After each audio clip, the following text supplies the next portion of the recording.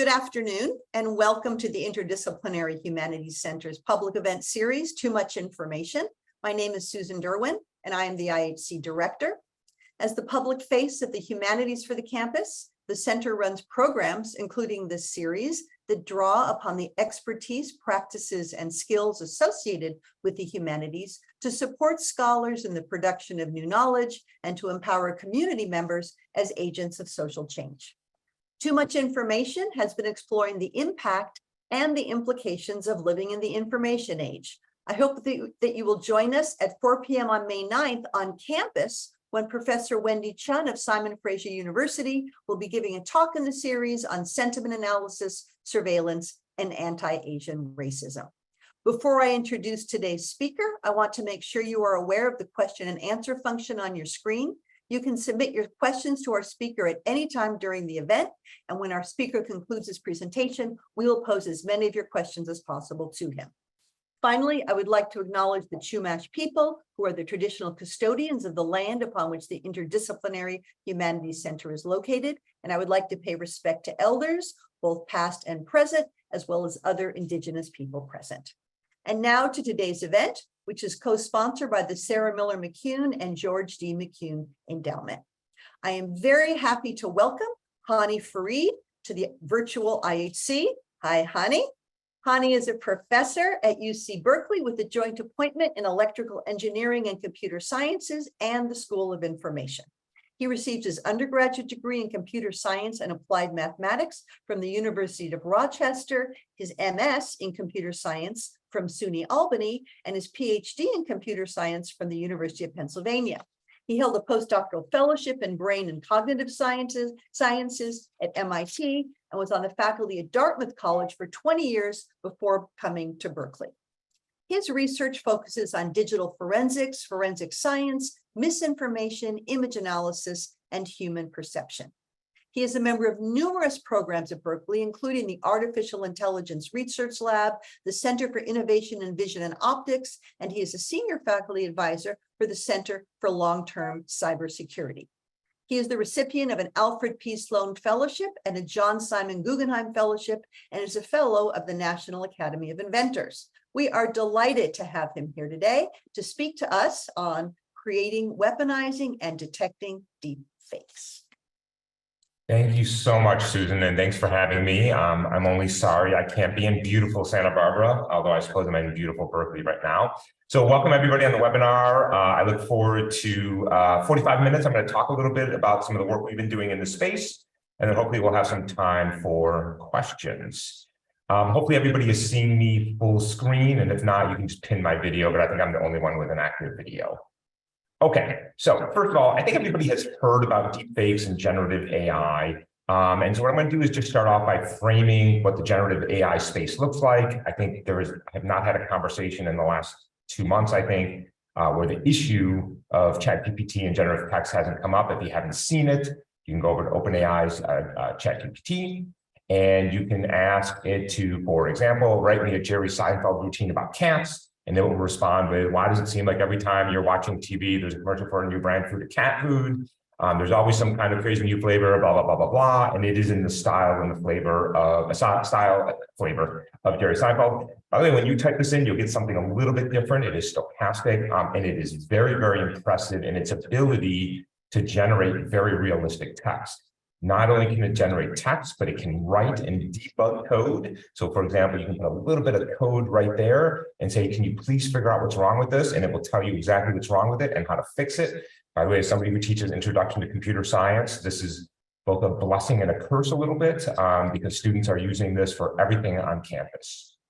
And so these machines are able to generate prose, to write code in ways that probably the most people even a year ago would have thought was outside of the reach of a modern computer system. And I think it's worth just thinking a little bit about how these systems work.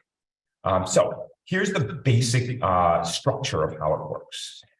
You start typing something. The best thing about AI is its ability to, and then it makes a prediction on what the next word is. Learn with a 5% probability, write with a 3.5% probability, and so on and so forth.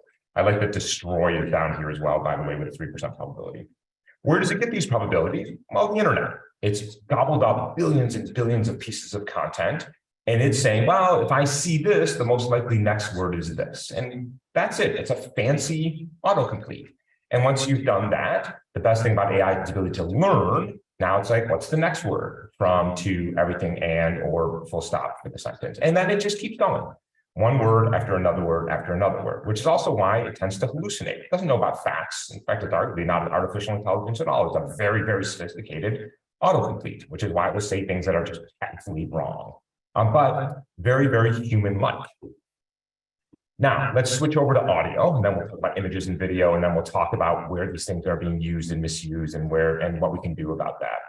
So generative audio is really impressive these days. So not only can you go to ChatGPT and ask for a new routine by Jerry Seinfeld, you can then go to a different service and say, please render, synthesize Jerry Seinfeld reading the script in his voice. I'm not entirely sure the audio is going to work, but let me go ahead and give it a chance and we'll see if it's working. And it's going to sound something like this.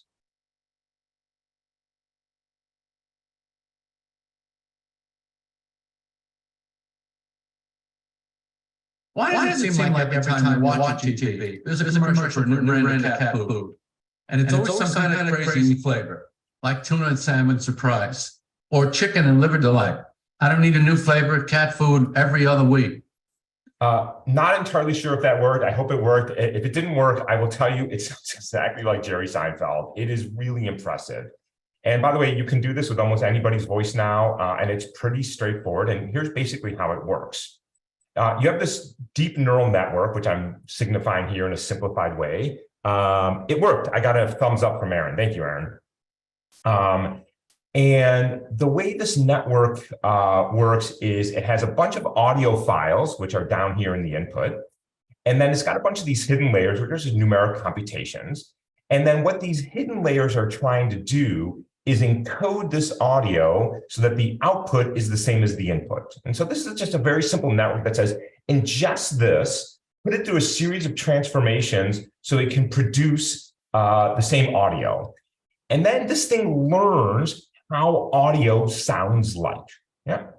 And so you can do some really cool things once you've done this, once it learns the statistics of speech waveforms, which is what I showed you in the previous slide.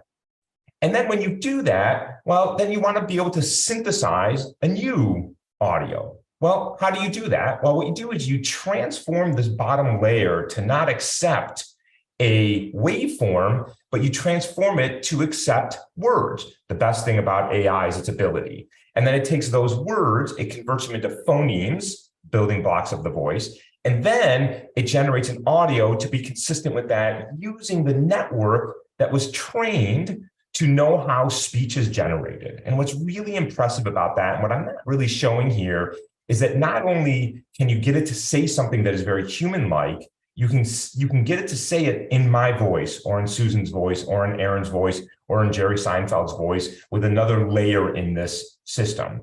And you can go to a website today and upload a couple of minutes of your audio, and it will clone it, and then you can type, and it will generate audio in your voice. And we'll talk a little bit about whether that's a good idea or a bad idea or not.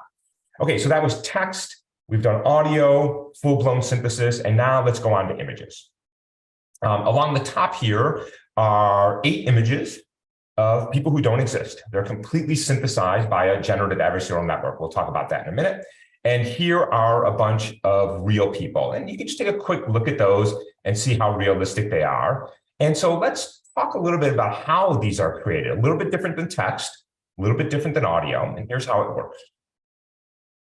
The system, the machine, wants to generate an image of a face. And what it does is it says, I don't know anything about faces. So I'm going to just splat down a bunch of pixels. That's all an image is, just a bunch of pixels with color. That's the generator's job. And it's got help. It has help from a discriminator. And what the discriminator has access to is a bunch of actual faces, just scraped from the internet again. There's a common theme. The text scraped from the internet, the audio scraped from the internet, faces scraped from the internet. And the discriminator says, you know what? That doesn't look like these things over here. Loop back up, please try again. The generator modifies some pixels, sends it back to the discriminator. Nope, doesn't look like a face, try again. And it does this looping over millions of iterations. And eventually, it'll modify enough pixels so that this gets converted into that face, sends it over to the discriminator, and the discriminator says, yep, looks like a face, you're done. Generative adversarial networks. Generative, because you're making something. Adversarial, because you pitted these two systems against each other. And network, because underneath these two is a deep neural network, which looks a little bit like what I showed you above with the audio. Now, more recently, I'm going to be a little hidden here for a minute on this slide. I guess I can tip up. There has been a new version of image synthesis. The first one was give me a category, faces or landscapes or cats, whatever's in that box up there. But if you've heard about DALL-E or Midjourney or Stable Diffusion, you now know that you can prompt a slightly different system, which I'll show you in a minute, with text. So for example, you can say, please give me an image of teddy bears working on new AI research on the moon in the 1980s, and it'll generate that image, which is really just amazing on many levels because the computers even look like they were computers from the 80s. Or you can ask for a hip hop cow in a denim jacket recording a hit single in the studio, and it'll generate that image. And here's maybe my single favorite one, a medieval painting of the Wi-Fi not working. And that is incredibly brilliant because if you had asked the most talented artist to generate an image from that, I don't know that they would have come up with something quite as clever as that. And so this is a very different type of image synthesis because it's not just a single category. It's not give me a face or a landscape or a cat. I mean, anything, just type. It's limited by your imagination. And here's how it works. Here's the common theme again. Scrape up billions and billions of images with captions from the internet. Yeah, so for example, let's say I actually had an image of Hany Farid working on AI research on the moon in the 1980s with that caption. And what the machine does is a very similar type of machine learning system. It keeps adding noise to this image until you degrade to nothing. Yeah, and it just does this very slowly and iteratively. And then what it learns is how to denoise, how to go back from this image to this image. And it does that billions and billions of times for all of the training data for which it has captions and images. And effectively, what that has learned is how to do what we would call conditional denoising, starting with a noise pattern, just like the GANs, and a text prompt, go backwards. And since it's done that 5 billion times, it'll generate an image. And notice this time, it's a different image. Because every time it does it, that noise pattern is random. And because the noise pattern is random with the exact same prompt, doing it over and over and over again, you keep getting different images that are semantically consistent with that prompt because it has learned the relationship between pixels and text descriptions without explicit knowledge of nouns and verbs and peoples and backgrounds and colors. It just learned it by pure, raw, unadulterated data. And that's sort of the theme in all of this generative AI. AI can now synthesize very realistic text, very realistic audio, and incredibly realistic images. If you haven't seen it, by the way, after this is over, go look for the Pope in a puffy coat. It was an image that went viral a few weeks ago. It was completely generated by a machine, and it really shows you the power of these systems. It was a diffusion-based. And now let's pivot to video. So now we can also generate very realistic video that is fully fabricated or at least partially fabricated. So let me show you a video and then I'll tell you how these things are made.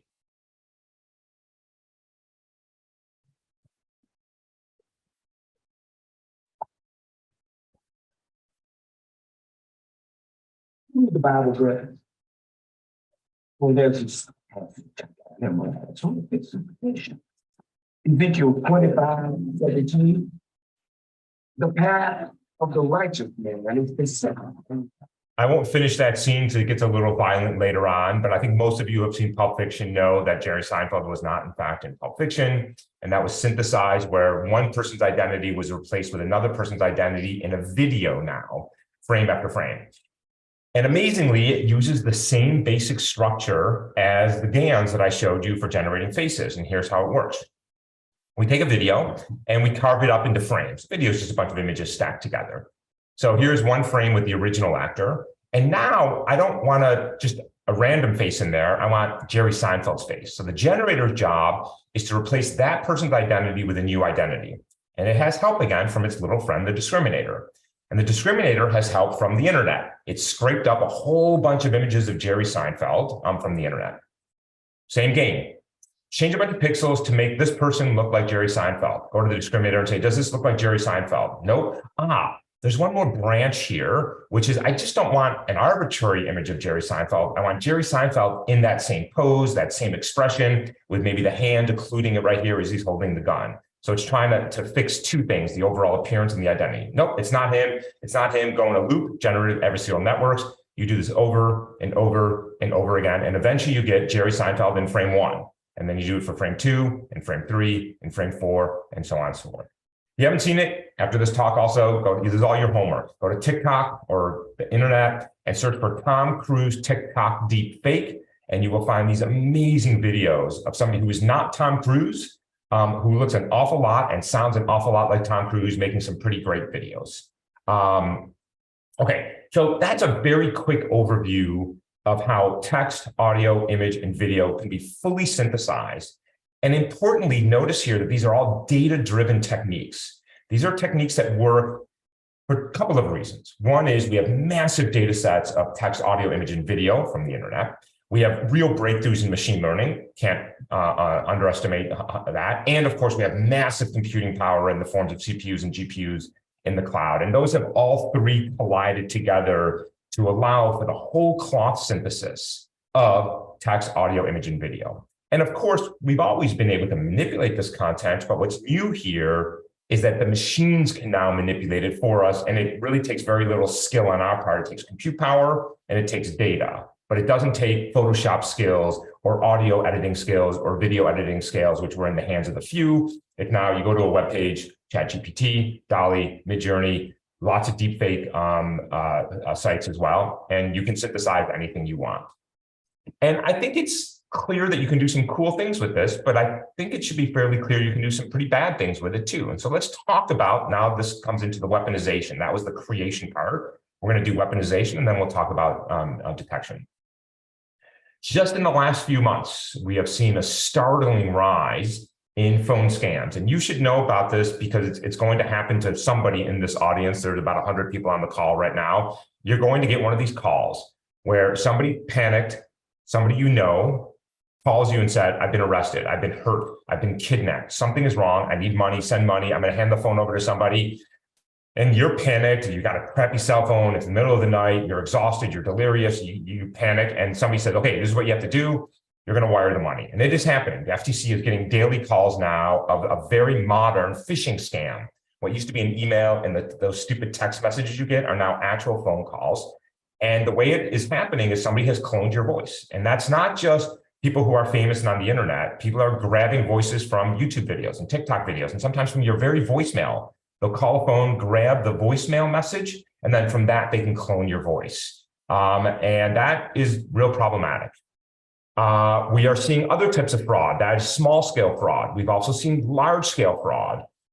When FTX collapsed in spectacular fashion, somebody had the brilliant idea of creating a deep fake video of Sam Bankman-Fried saying, hey guys, I'm really sorry I lost all your money. If you go to this website and put in your crypto credentials, I will give you your money back. And of course they did not, they actually stole more money. And it was just a deepfake video that went viral on YouTube and Twitter for a couple of hours, and they managed to steal a lot more money to add insult to injury. So not just small scale, but large scale fraud as well. There are really interesting intellectual property issues coming up.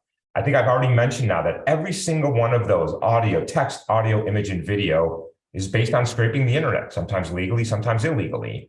And what rights do we have as the creators of that content to have it be trained on a machine learning algorithm that then go ahead and creates a new song in the style of Drake just 2 days ago, or Eminem, or creates a photo in the style of Andy Warhol, or takes Jerry Seinfeld or Tom Cruise's likeness and inserts them into video, or takes somebody's voice and uses that? What rights do we have to the original content? And I will tell you, I don't think the courts fully understand that. It is starting to be adjudicated, but there are very tricky intellectual property issues that will be emerging in the coming years. This is maybe my favorite example. I went over to ChatGPT and I said, please give me an image of Mark Zuckerberg smoking meth. I just think this is hysterical. This is what the computer thinks smoking meth looks like. Your whole hand is on fire. And so you can imagine people doing this to politicians, doing it to CEOs, the way I've just done it here. doing it to professors, teachers, which is, by the way, happening, to reporters, to human rights activists, to people they just don't like, creating images that in some cases, clearly you can see here this isn't real, but in some cases, as they get more and more realistic, we all have some threat vectors here that can be very damaging. There are really serious privacy issues. Artists found that private medical record photos showed up in these training sets, which is very weird on many levels. But the reason why that happened is because the way these data sets are being built, which are billions of pieces of content, is not manually curated. Somebody's going in and saying, oh, hey, put this in, don't put this in. Oh, this is okay, this is not okay. They're just scraping the internet. And somebody had left exposed some private medical records, which ended up in the training set. And then they leak out when you do the generation. Huge privacy concerns. So not only do we have privacy concerns for what's on the internet, now we have privacy concerns because machine learning algorithms have been trained on that. That's insane. There's also my favorite example of this, another threat, is with the so-called liar's dividend. So this just happened a few weeks ago. An Alberta judge, a justice minister, was caught on a video saying some pretty offensive things about Aboriginal Native Canadians, and initially apologized, and afterwards thought, you know, I think that was a deepfake video. And now you're like, okay, now how do we make heads or tails of it? When you enter this world where anything can be manipulated, any sound, any video, you have plausible deniability. You don't have to admit anything is true. And that's a very interesting landscape. And hopefully we'll have a chance to talk a little bit more about that in the answering questions, question and answer section. Here's one that just happened recently, deeply troubling. A man in Belgium was talking to a chatbot, and the chatbot convinced him to take his own life to protect the planet. He was talking to the chatbot about climate change, and the chatbot said, you know, I think the best thing you can do is just kill yourself because then you use less resources, and he did. What's the liability on that? Who's responsible for that? At least partially responsible. It's hard to imagine that the company can say, well, it's not our fault. You trained the AI bot, you released it. You knew that it was going to do some things that were dangerous. And I know this because you say so when you go to the website. There's some really complex liability issues here as we start to interact with these devices. And I don't think anybody has really fully thought through that. And I think the first set of cases are coming up. Oh, here's another one, by the way. Mayor in Australia is going to sue OpenAI because when you go to Microsoft's version of that in their Bing search and you search for the mayor's name, it says that he's a convict. He's not. He's never served time in jail. That's defamation. It's classic defamation, but it's the AI. And so how are we going to hold companies responsible for these? I think is a very interesting problem and very complex. Here's the last one. It's not just that you can generate text, audio, image, and video that is highly realistic and completely synthesized and fake. It's that it is exceedingly easy to access. So right now, you can go to 11 Labs, pay them $5 a month, and you can clone anybody's voice. And all you have to do is click a little button that says, I have permission to clone this person's voice, which is pretty reckless, in my opinion. That's true of text, it's true of images, it's true of video. It is easily accessible by the many. We, of course, have always been able to manipulate content, but it has been in the hands of the few, and so the threat vector has been different. But now, when anybody in the world can generate highly realistic audio and video, they can defraud you, they can disrupt elections, they can move the stock market by simply going to a website and spending a few minutes doing something. And that is a really troubling trend that we are entering in.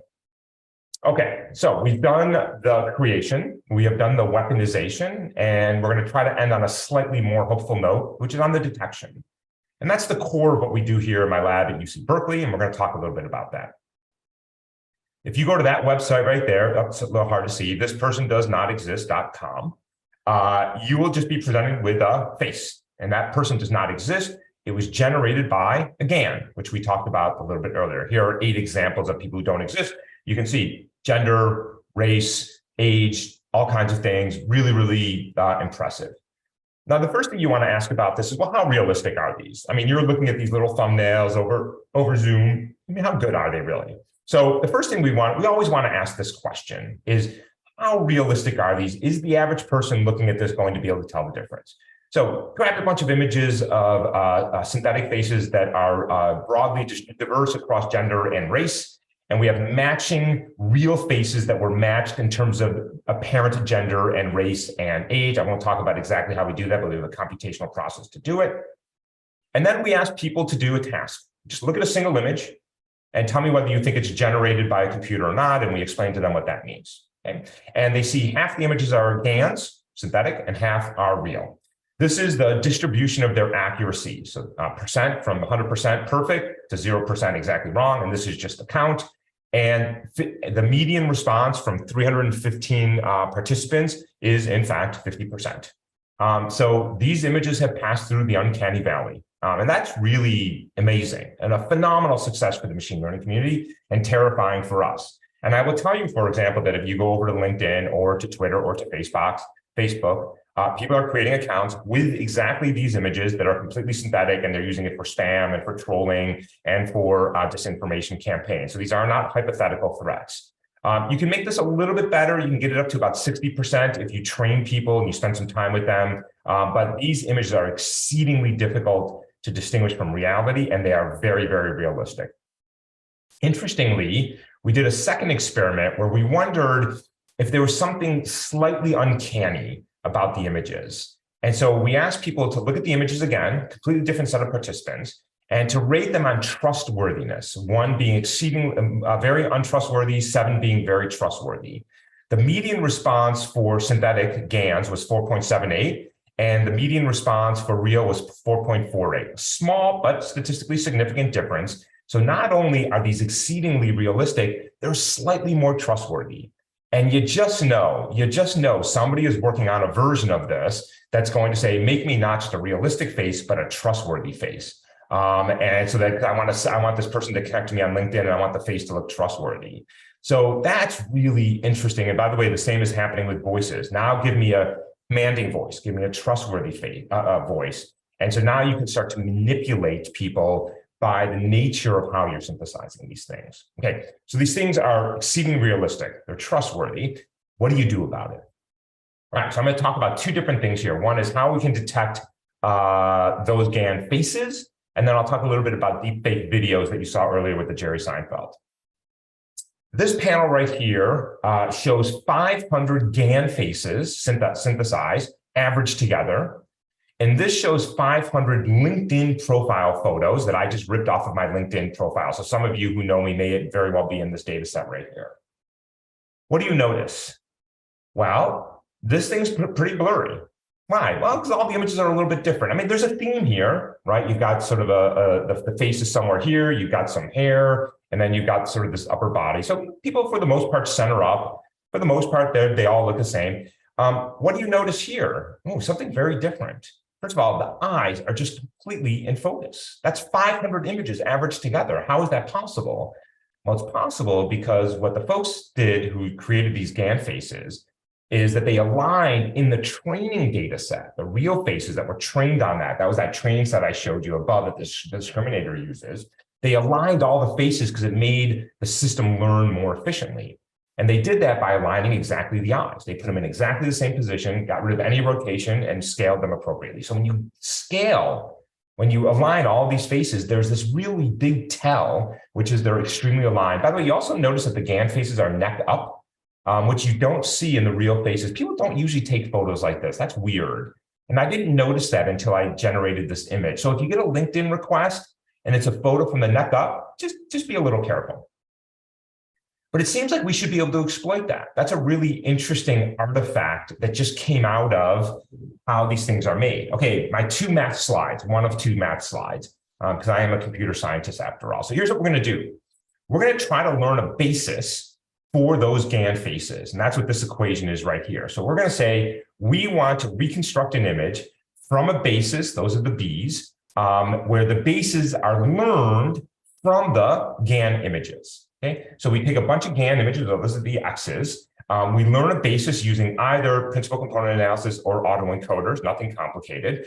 And then we can represent a face in a very low dimensional space, that's what the alphas are, using only 15 parameters. So all I need are 15 basis vectors, images, and then I'm going to reconstruct an image from that low dimensional representation learned from the photos. Okay.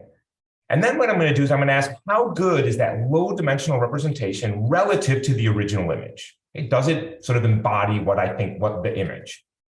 And so here's a graphic example of that. GAN images in the top left, that's what you've already seen. LinkedIn profile photos over here. It could be anything. It doesn't have to do anything with LinkedIn. Oh, the eyes got disappeared here. That's sort of neat when I move my hand. Okay, so this is the reconstruction error shown as an image. And you can see here, so 0 error is black, high error is white. This is the reconstruction error for the real images. And what you notice here, these are on the same intensity scale, is that these images have a lower reconstruction error. Sure, I learned a representation from GAN images. It learned that the eyes are here, the face is here, it's typically neck up, and that simply is not true for these. And so we can build a really simple classifier. It's unbelievably simple. It's only 15 parameters, the whole thing, nothing complicated. So this is the now quantifying what I just showed you before. This is the reconstruction error between the original image and the reconstructed using the learned basis. For style GAN in blue, and 1, 2, and 3, those are the 3 versions of style GAN, and my profile photos in orange. And what you notice is the profile generally have a higher error, the GANs have a lower error. So if I draw a threshold at 1%, so only 1% of the profile slips through the crack, I can detect 70% of the GAN images. Not great, but not too bad for 15 parameters and a pretty simple process. Here's the numeric representation of that. So I'm going to run PCA, that's my model. I'm going to do reconstruction error. And if I train only on style GAN has 3 versions right now, style GAN 1, 2, and 3, and then the cumulative. There's that 70%. This is the true positive rate. How many of the fakes do you detect? With a 1% false alarm rate, that means I say something real is fake.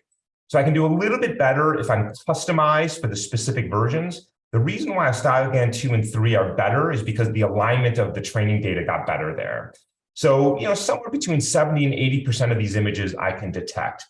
But it turns out you can even do a little bit better. So I can look at the reconstruction error. How well does the basis represent the image? But I can also look at what is the representation on the basis. So that's these little alpha parameters right here. So now what I'm going to do is I'm going to take these 15 numbers here for each image, and I'm going to shove them into a logistic regression. This is the simplest possible linear classifier. And now my accuracy goes up to 99%, 99.6%. So I can catch almost all of the fakes with only a 1% false positive rate. And so that's because it's not just that the basis is well represented, it's that it's how you represent it numerically. And so it turns out you can actually exploit a very interesting artifact of these images to detect them. Now, the question somebody's going to ask, and I'm not going to answer it now, but I want somebody to ask it, is, well, okay, now that I know this, can't I just defeat it? Somebody asked that question, and we'll talk about it in the Q&A. It's a good question. Let's now talk about deepfake video, and then I think we'll end just about at the 45 minutes, and then we can leave some time for Q&A. So we're very concerned about deepfake videos.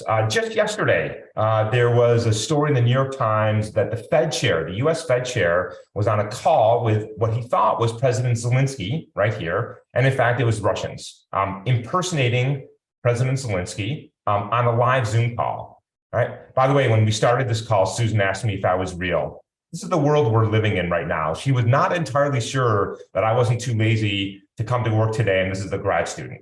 It's me. I mean, we hope. So we're very concerned about deepfake videos, particularly around presidential leaders, Biden's, Putin's, Zelensky's, et cetera. So I'm going to talk very briefly about one thing we've been working on to detect these videos. So what we're going to do is we're going to take a video, and this is based on the observation that when we talk, we have specific mannerisms. You may have noticed a few of me. I tend to raise my eyebrows and lean in a little bit when I want to emphasize something. I tend to talk with my hands quite a bit. We all have these distinct mannerisms. I just shrugged my shoulders there when I did something. My smile is a little asymmetric when I talk. And we all have these sort of specific ways we speak. And we know this. We know that there's something familiar when you talk to somebody and there are certain mannerisms that we observe. So what we're going to do is we're going to take a bunch of video of President Zelensky talking, and we're going to track his face over time. This is super easy to do. And we're going to tell you how he's rotating his head in 3D. We're going to track his facial expressions, his eyebrows, his mouth. So we're going to say, did he furrow his brow? Did he raise his eyebrow? Did he smile? Did he frown? And we're going to look at his expressions over time. We're also going to look at his hand gestures when he speaks. So we're going to track his shoulders, his elbows, and his wrists on the left and right arms. And we're going to watch how he gestures with his hands when he speaks. And we're going to look at his vocal pattern. This is a spectrogram of his speech. And this one is particularly interesting because right now, the microphone for my computer is somewhere over here. So if I turn my head over here, just to exaggerate it, I'm going to sound a little bit different because the projection to the microphone is different. When I move closer and further, it's going to change my sound. So there are correlations between how I raise my eyebrow and smile. There are correlations between how I emphasize with my hands and lean forward, for example, or how I rotate my head or raise my arms and my voice. And so we're going to track facial expressions, gestures, and voice. And we're going to look to see how they are correlated in terms of things like the distance between your voice and the microphone. And then just quirky expressions. I raise my eyebrows and lean forward all the time. And then what we're going to do is we grab a bunch of videos, 8 hours of video of President Zelensky speaking in different settings. This is pre-war. He's wearing a suit. This is the briefing room. This is the bunker. And this is his office. And we grab 8 hours of that from his website. And we learn the behavioral mannerisms that embody his distinct characteristics. And then when we do that, we can do a pretty good job of detecting deep fakes. So this is the result of a relation study. Let's just look at the blue curve. It's the only one that's important here. So this blue curve corresponds to a 0.1% false alarm rate, which says that I've only misclassified a deep fake Zelensky as Zelensky 1 in 1,000 times. Pretty good. And by the way, we're looking at these 10-second clips. So we're doing this over a long video, 10 seconds at a time. And on the horizontal axis is the number of features in our model. It maxes out at 100. And when we use all the features, we're at 99.9% accuracy. We catch almost all the deep fakes. When I'm at 400, it's 99%. And then you can see it dips down. So you can see you need quite the rich model in order to reliably detect deep fakes. And here's the important thing. Which parameters you need depends. So the model, the parameters, so here's my favorite one. Zelensky tends to raise his left hand and lean back at the same time. Something he does. Biden doesn't do that. He does something a little bit different. And so the specific parameters are very, that are relevant are specific to the individual, and those have to be learned over time. Okay, I got 4 minutes, so let me give credit where credit is due. This is the team that worked. Oh, so let me mention first, free.berkeley.edu. There are lots and lots of papers and other talks and op-eds on all the material that I talked about and other things related to this that you can find on there to get more details for everything I've talked about now. Shruti Agarwal, now Dr. Agarwal, graduated 2 years ago, worked on the deepfake video stuff. That was picked up by this amazing young man, Maciej Bohatczyk, who's in the Czech Republic and is starting as an undergrad at Stanford this coming fall, worked on the Zelensky work. And Sophie did all the perceptual studies on the deep fakes as well. And so this is the team who worked on these specific projects. Okay, I'm going to end a few minutes early, Susan, because I'd like to take some questions and answer, and I'll just say thank you very much. Great, thank you so much. I please want to encourage our audience members to write in your questions now. I'm sure you have questions about concerns, questions about possibilities, points of information, comprehension. Pretend you're sitting in our room. Your hands will shoot up. I know that. So please don't be shy. I'm going to start us off with a question, and then we'll go to a few questions that are just points of information. So if we can't trust anything we see in the real world or in the world, we can't know whether it's real or authentic. What does this do to the question of accountability? Like, can you use this to your advantage? Can you say, well, if you're accused of something, oh no, I didn't say or do that. That was a fake. First of all, I love that question. And then also the timing couldn't be better, Susan, because this just happened. So in a current lawsuit, a young man who died in his Tesla while the car was in self-driving mode, his family is suing Elon Musk, and they're suing Elon Musk personally because he said on the record over and over again that self-driving cars are completely safe. And this young man believed it. And so he thought, well, I can play video games while being in the car. And the defense from the lawyers are, wait for it, it wasn't me, it was a deep fake. And that is really, first of all, it's a big fat lie. It was a big fat lie because he said it over and over again, and those are not deep fakes. But that's a really interesting example here. And by the way, here's how fast the landscape shifted. So rewind with me, I'm sorry to do this, but rewind with me to 2015. Then candidate Trump gets caught on the Access Hollywood tape saying some truly horrific things about women. Yeah. 2015, what happened when that tape was released? He apologized. He actually said, I'm sorry, which is pretty remarkable. But a year and a half later, deepfakes are now on the scene. And he's asked about it. You know what he said? It's fake. Why'd you apologize in the first place? Doesn't matter, right? It's fake. Let's move on. And the thing with that audio is you never saw him saying it, right? It was on the bus. It was a hot mic. So if that audio released today, not only would any politician say it's fake, they would actually have plausible deniability. It was a legitimate beef because I can go to that website, 11 Labs, and I can upload 2-3 minutes of audio of Donald Trump or Joe Biden or Kamala Harris or whoever, and I can clone their voice. I can just type and create a hot mic. And that is a really troubling world we are entering. How are we going to reason about what's happening in the world? Our politicians, right? Our elections, climate change, COVID, anything. Nothing has to be real anymore. This is called the liar's dividend. I very briefly mentioned it. And if you ask me, what am I more worried about, the fake stuff or this? I would say it's the easy ability to deny reality. I think is the more worrisome thing to me, because I think that's a real existential threat for a democracy. If we don't have a shared factual system, I don't know where we are as a society. And already that's been crumbling for many, many years. Social media has exaggerated that, and this is now throwing jet fuel onto that. Okay, thank you. All right, let's start with some housekeeping. How did you overlay clear slides in front of your video? First of all, that's pretty cool, right? So I use there's a couple of things going on here. I use a software called Ecamm. There's a couple of different versions of that. It's a commercial software. I didn't write it. That allows me to ingest images and overlay them on the video. So the trick here is I create all my slides in Keynote or PowerPoint. I export them as images with a green screen, a background of green. I import all those into Photoshop and I remove the background. And so what's left over is just the slide.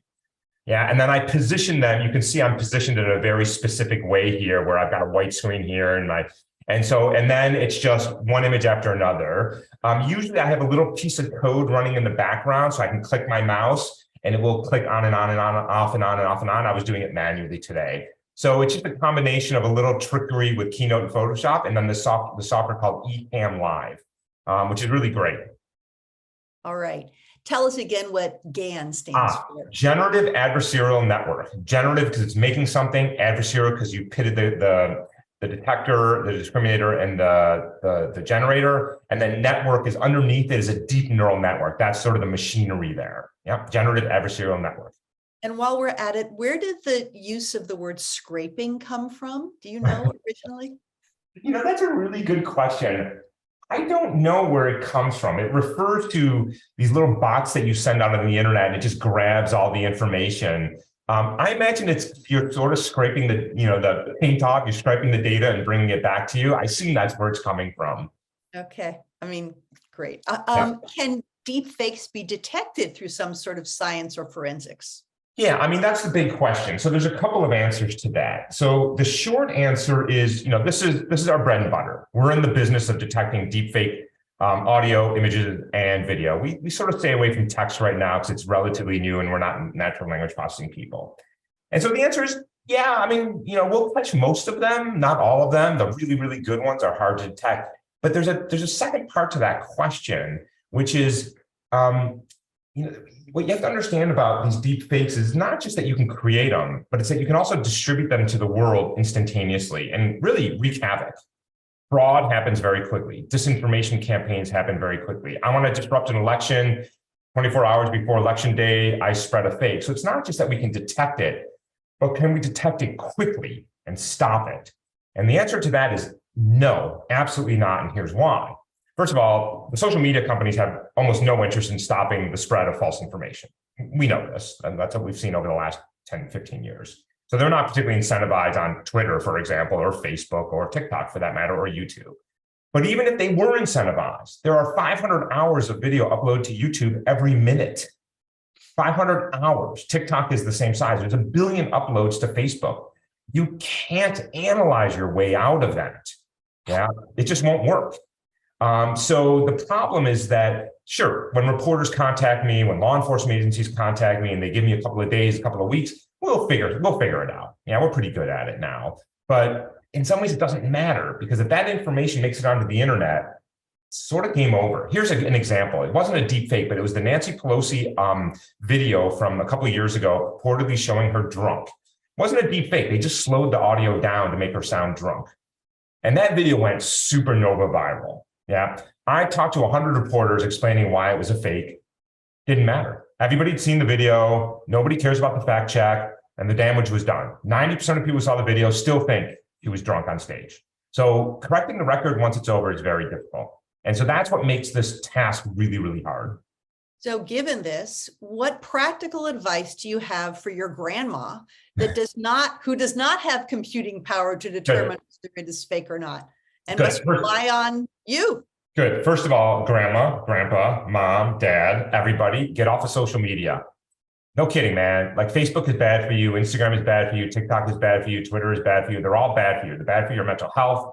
They're bad for your just intellectual, brain, your ability to reason about the world. Stop, for the love of God, getting information and news from social media. It's not what it was designed for. And so we have to stop. We have to return to it. It's actually very old fashioned. There's nothing technical here. We have to remember that whether you like them or not, there are serious journalists out there doing a really good job of helping us not all the journalists, most of the journalists doing a really good job. And it's on us to just go back to those sources and stop with the social media. It's terrible. It's just terrible. Just stop. And by the way, is this what you tell your undergraduates? Oh yeah, every day. And by the way, for young people, if there's any young people on this call, single best thing you can do for your mental health. We are in a mental health crisis in this country with young people and old people for that matter. It is unequivocal now, the link between social media and mental health issues. The less time you spend on social media, the better it is. And the more time you spend on social media, the worse it is for your mental health. And I'm not saying there aren't some aspects of social media that are good. There absolutely are. But the problem is that these platforms are designed to be sticky and addictive, and the long-term effect of that is net negative now. And that body of evidence is fairly compelling. I think social media is a failed experiment. I think it's not working on balance. And I think the companies aren't doing enough to mitigate the harms from their services. So my answer is really sort of old-fashioned and cranky, is just delete it all. You'll be better off for it as a human being and in terms of your own mental health. Are there any positives to AI is a question. Sure. I think that, and to technology for that matter. Sure. Look, I think there's some really cool things you can do with ChatGPT. Here's one thing I really like. These days I teach introduction to computer science here on the Berkeley campus, and it takes a fair amount to get somebody to learn how to code and build a web page or build an app or do something really, analyze data. And if I can democratize access to that skill to social scientists, to humanists, to artists, that's amazing. That's amazing. Can you imagine if you're an artist and you don't want to go spend a year learning computer science, you can go to ChatGPT and say, write me an interactive website that does A, B, C, D, E, and it hands it to you. I mean, that's incredibly cool, right? Now, on the other hand, it can also be exceedingly disruptive to an industry, right? With tens of thousands, hundreds of thousands of employees who are now doing this work. It's going to be disruptive, make no mistake about it. But I think there's some cool applications. I think there's a lot of bad applications. And by the way, when we talk about AI, we should talk about two branches. There's all the generative AI, which is what I've been talking about. But there's also a lot of other AI called predictive AI. And that should also really terrify you, because we are using in this country and outside of this country predictive AI to determine who goes to jail for sentencing and bail decisions. We are using it to determine who gets a loan or mortgage or education loan. We're using it to make medical decisions, health decisions. We are using it to make really critical, who gets a job is now being determined by you sit in front of a video and some stupid AI system tries to figure out if you're going to be a good employee. We are turning over critical life, liberty, and the pursuit of happiness decisions to AI systems, and we don't fully understand these systems. And wait for it, these systems are biased against people of color and women. Well, of course they are. The thing you have to understand about these AI systems, they're not artificial intelligence system. They are pattern matching systems. They are systems that are trained on data. Where did the data come from? The past. So if you create a system to predict where you should police, and if the historical data is that police patrolled in historically Black neighborhoods, well, guess what? That's what you're going to keep doing. If there have been inequities in hiring because women are hired at a lower rate in the technical industry than men are, well, guess what? That's what your system is going to learn. You can't simply say, well, we want to deal with social inequity, so we're going to use AI to take the human out of the loop. The human is very much in the loop. All the data you've trained on is the biased human data. And now you've ingrained that, and then you've put a shiny ball over it thinking, look, it's AI, it must be okay. It's not racist, it's not sexist. Not true, right? So I worry about the predictive AI. I've gone off the rails from your question, Susan. There are positive applications. Of course there are. There's going to be many great things that come from it, but the companies are moving way too fast, in my opinion, to deploy this technology without fully understanding it. When you have AI systems that convince people to take their own lives or defame people, and you're like, yeah, we don't really understand that, you've moved fast and broken things again. And we need our regulators to step in and start putting some guardrails on these systems, in my opinion. All right. How do you think artists are going to respond to the AI generation of things like paintings, poetry, and really human-based art? Do you think that these fake generations of art will pose a threat to artists and their work? Oh man, that's a great question. I just did a panel 2 days ago with this really amazing musician, Chris Stapleton. He's a country western singer. Oh yeah, anyway, he's fantastic, and that's just the nicest guy. And we were talking about generative AI, and he was talking about it from the creator side, and I was talking about it from the nerdy math side.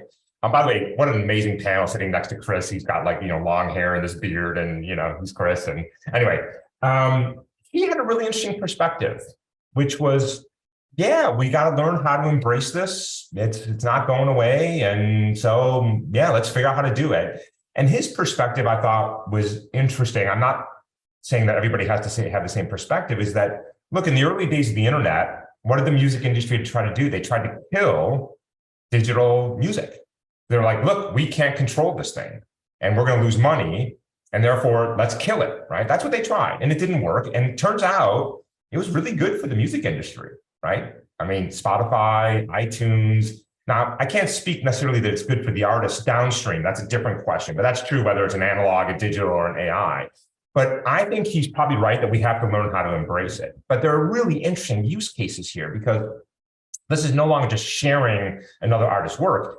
People are now, for example, this just happened to Drake the other day. Somebody just trained a system on his lyrics and his music and generated something in his voice. Grimes, just this week, said to the public, you can use my voice. If your music goes viral, I take 50% of it.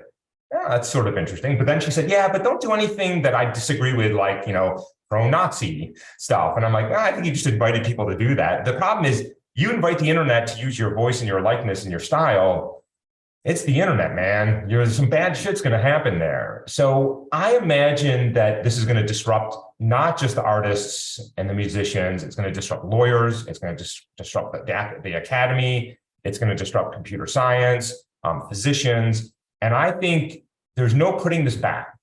And so we can try to fight it as much as we want, but I think we have to find a way to make it work for us. And, we sort of did that with the internet. I think artists have some protections, some copyright protections, but I think it's going to be a lot harder this time, because I think there's something sort of more fundamental here. It's not just sharing, it's creating in the style of an artist. And how do we respect that artist's creative work when AI can just take all that and then reproduce what they do? And I think we just have to work out the regulatory landscape to protect the creative process. I don't know what that's going to look like, but I think it's going to be messy for a few years. Yeah, just like the early days of the internet. It was pretty messy.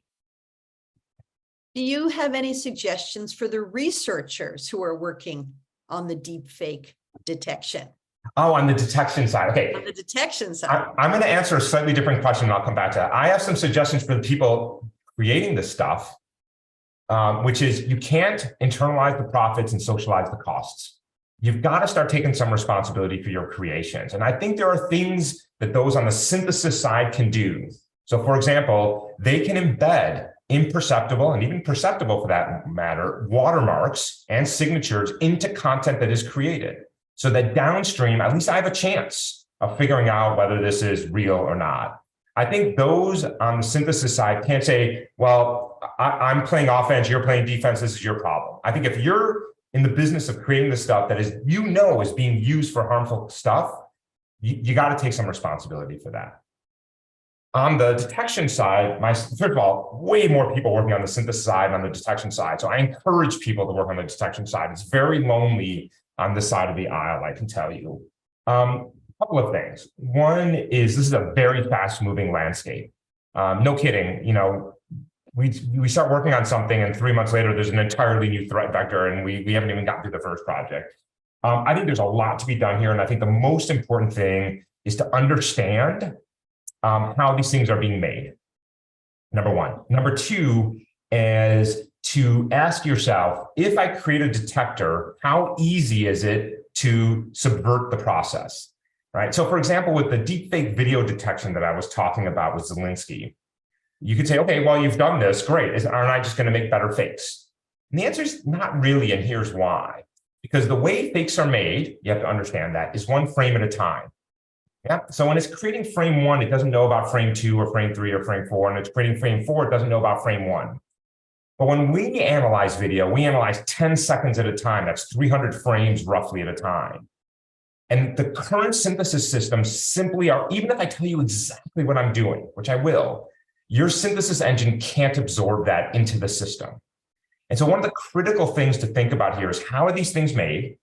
If I create a detector, can it easily be folded into the creation? That's a bad detector. So you want to create detectors that are by design exceedingly difficult for today's systems to work. If you are lucky, you will build a good detector that maybe has a shelf life of a year or two.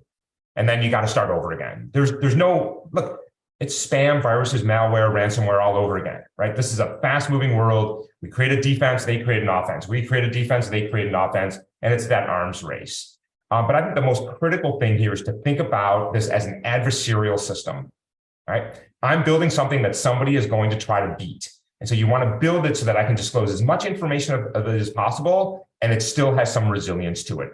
That's hard, of course, but I think that's sort of where that's the interesting part here, and that's what makes it so difficult to do, is because it can't just be, oh, here's a release. Here, I'll give you an example of this. One of my former students, Sui Liu, now a professor at University of Buffalo, observed in the early days of deepfakes that the deepfakes didn't blink.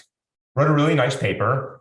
2 weeks later, all the deepfakes started blinking. They're like, oh, okay, we can just put blinking in. That's easy. Yeah. So clever idea. It was great. But as soon as you told somebody that, they're like, oh, okay, let's just put some blinking in. Right. So that's the way the world works. So you got to think really carefully about how these things are being created, how your detector works, and is it going to be resilient?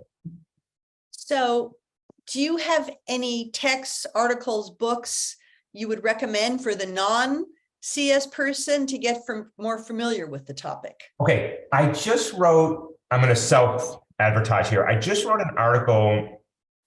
I'm going to forget the name of the journal. Pardon me while I pop this up while we talk. I just wrote a non-technical article in a journal called, I should really know this because I'm on the editorial board, and so I'm a little embarrassed. Online trust and safety. Let me find this here. Sorry. Okay, yeah, here it is. If I put it in the chat, can you put that somewhere else for people to find, Susan? Yes. Okay, so I'm going to drop this into the chat. So it's a 2022 paper from the Journal of Online Trust and Safety called Creating, Misusing, and Detecting Deep Fakes. I'm going to put it in the chat right now, and Susan, it sounds like can share this with others. That's the full reference, and if you just Google that, you'll find it. So okay. It's a non-technical paper that essentially is an in-depth analysis of everything we've talked about here, except for the text stuff. Okay, and if we can put it up so for everyone to see, we will. If not, we'll put it up on the website with the video of the. Okay, yeah, sure, thank you. And if you go to my website also, farid.berkeley.edu, you'll see it on my website. Okay, fantastic. All right, last question. What do you think about the recent call for a temporary pause on AI development? Is it possible, plausible, realistic? And if not, why not? If so, where could it go? Here's my snarky response. I don't care what Elon Musk thinks. Here's my less snarky response. First of all, it's hard to take Elon Musk seriously right now, but also I will say that as he was making that call, word is he's actually trying to make a competitor to ChatGPT, so it's hard to take him seriously. I think it was well-intentioned, but it's not going to work. You can't just write a letter and say, please stop doing this. First of all, this is a worldwide effort. This is not happening in one or two places. The only way you slow things down is you create regulatory guardrails. Good news, the EU just, I think today, is passing an AI regulation bill. As always, the EU is moving pretty aggressively on this. They had GDPR initially. Last year, they had the DSA and the DMA, which is about online safety and monopolies. And now they're moving on AI. By the way, where are the US regulators on this? Absolutely nowhere. They're arguing about who can use what bathrooms, for the love of God. You got to get your act together. No kidding. So I don't think writing the letter is going to be helpful. I think the only thing that is going to be helpful here, and I don't think this is the best solution, but I don't know any other one, is we need some regulatory guidelines. And look, we do this in the physical space all the time. We have safety for medicine. We have safety in the aviation, in automotive. Like we have to be more thoughtful about this, but it has to start with people understanding how this stuff works. And I can tell you, because I spent time on Capitol Hill, we don't understand it. Our regulators don't understand this, and they've got to get educated fast. In the most recent Supreme Court hearing on tech, it was Gonzalez v. Google. One of the justices says, it's not like we are the 7 leading experts on technology. And I thought, well, that's true, but maybe you should become some of the 7 leading experts on technology, because it is starting to affect us in a very real way. And you have a responsibility to make sure you understand this stuff. So I don't think the letter is well, it didn't work. But I do think that I'm hoping that the EU regulation will give us some roadmap here on how we can start thinking about this. Well, thank you for helping us think about this and getting us started on thinking about this. Great talk. Really appreciate that you could take part in our series. So goodbye, everybody. Please be sure to fill out the post-event series. It'll only survey, before you leave. You can also provide feedback to us, sign up for a mailing list to receive information on our future events. So again, thanks to all and have a wonderful rest of your day. Bye-bye.